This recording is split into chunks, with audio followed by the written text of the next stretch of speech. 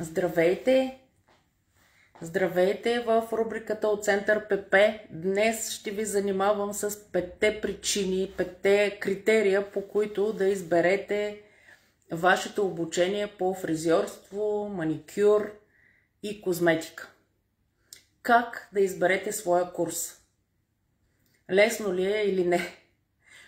5 неща ще ви разкажа, чрез които ще ви е много по-лесно да изберете своето обучение.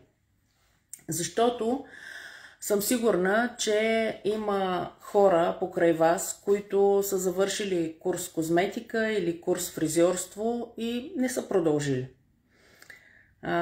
Или пък са започнали работа, инвестирали са много, но нещо не се е получило и година по-късно са се отказали. Може би самите вие сте направили такова обучение, избрали сте това, което ви е удовлетворяващо, или сте се записали там, където ви е препоръчал някой приятел.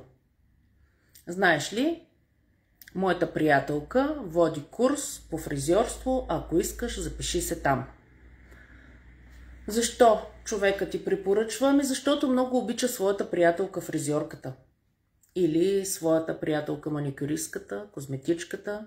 Те са си близки, ходят заедно на море, насам натам и естествено ти препоръчва да се запишеш там на курс.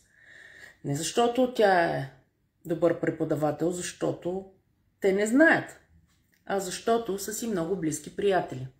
И какво се случва, на какво се дължи неуспеха? Ами всъщност ходиш на курс, обучаваш се, но на практика губиш увереност. Когато приключи курса и трябва да стъпиш на работното си място, да бъдеш активен, да събираш клиенти и да изкарваш пари, не се получава. Защото не си го учил. Защото не знаеш как да си уверен. Защото не знаеш как да накараш клиента да седне при теб. Или пък липса на реализация. Завършваш курса и почваш да се луташ. Къде да почнеш? Уж навсякъде има обяви, търса козметик, търса фризьор, търса маникюрист, но завършваш курса и няма къде да започнеш. Не искаш да си откриваш собствен салон, а може и да искаш. Но как да го откриеш? Трябва някой да ти даде едни пари или пък да изтеглиш кредит, за да започнеш. Или пък имаш един гараж на село, който смяташ да превърнеш в салон, превръщаш го, но там никой не идва. И всъщност си изгубил много време. Луташ се, опитваш се да създадеш един нов бизнес, но не се реализира въобще. Похарчил си едни пари, за да завършиш този курс, да се дипломираш, явил си се на изпит, завършил си, но не можеш да се реализираш и не знаеш защо. Уж всичко беше наред, уж гледах толкова много клиенти, уж се справях добре, учителката, преподавателката казваше, фризьорката или козметичката, която ми водеше курса, казваше, супер си, много си добре, ето, клиентите са доволни и резултати има. И в крайна сметка нещата не се получават. А каква е причината? Какво всъщност се случва? Аз ли съм този човек, който не може да се справи? В мен ли е причината? Аз ли съм некадърен или некадърна? Ръцете ми не са толкова послушни, не са толкова гъвкави. Каква е причината за моя неуспех? Не знам достатъчно, не учих достатъчно, а пък там ме хвалиха. Къде е ключа за моя неуспех? Защо не искат да ме наймат на работа и защо в моя салон, който с толкова усилия създадох, взех парите от родителите си, създадох го, но нито мога да си възвърна парите за курса, нито това, което съм инвестирала в новия си салон. А каква е причината да се мести от салон на салон? Аз съм добър козметик. Там ме хвалиха на курса, но се местя от салон на салон и не мога да си платя дори наем.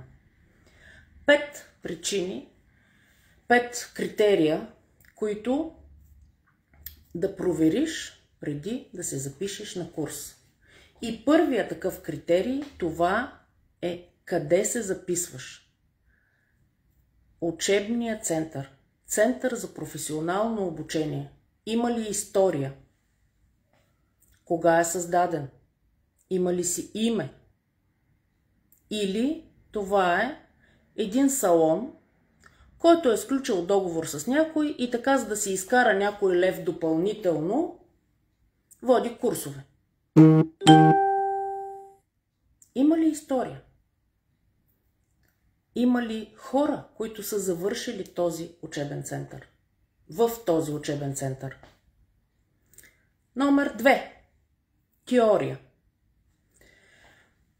Фризьорството, козметиката и маникюра са професии, които са за създаване на красота.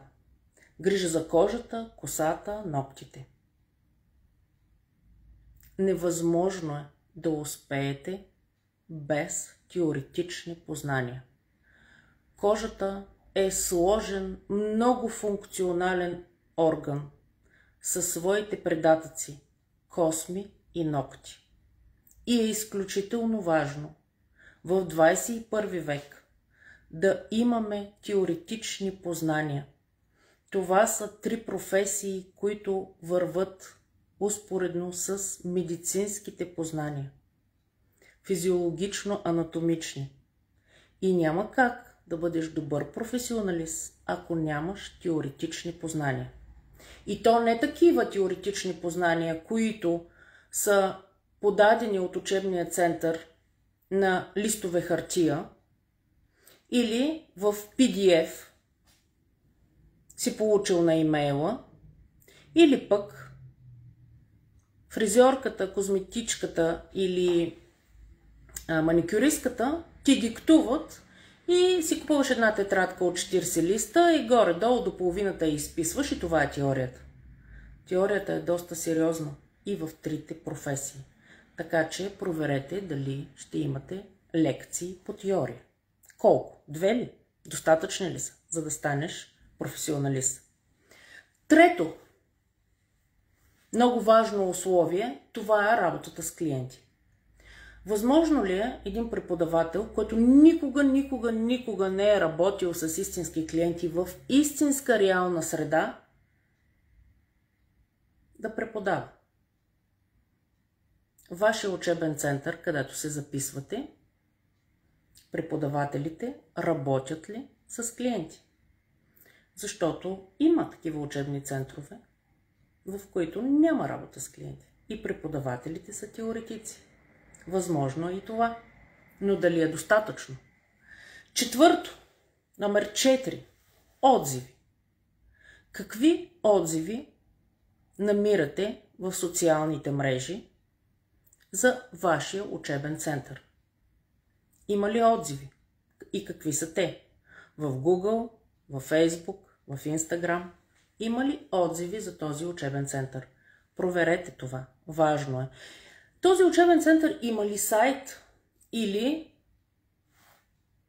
просто отивате в един салон и между другото гледате как работи вашия преподавател. И номер 5. Преподавателя. Главният преподавател. Този, който ще ви научи да бъдете добри професионалисти. Кой е главният преподавател? За всяка професия има нужда да вземете повече познания. И теория, и практика. Разбира се, че е важно. Но е важно вие да практикувате. Вие да бъдете тествани. Вие да бъдете изпитвани. Тогава ще бъдете смели, уверени и сигурни, когато правите първите крачки в своя бизнес. Тогава този учебен център ще бъде в подкрепа на вашия бъдещ бизнес. И на финала, след всичките 5 критерия за добро обучение по фризьорство, козметика и маникюр, моя апел е: избери курса, който те превръща в професионалист. Курса, който ще възвърне разходите, които си направил за обучение. Благодаря ви, че бяхте с мен. Аз съм Йоана Вълчанова, козметичен експерт и преподавател вече 20 години. 20 години обучавам козметика. Бъдете живи и здрави и проверете обучението, което сте избрали. А сега приятна неделна вечер!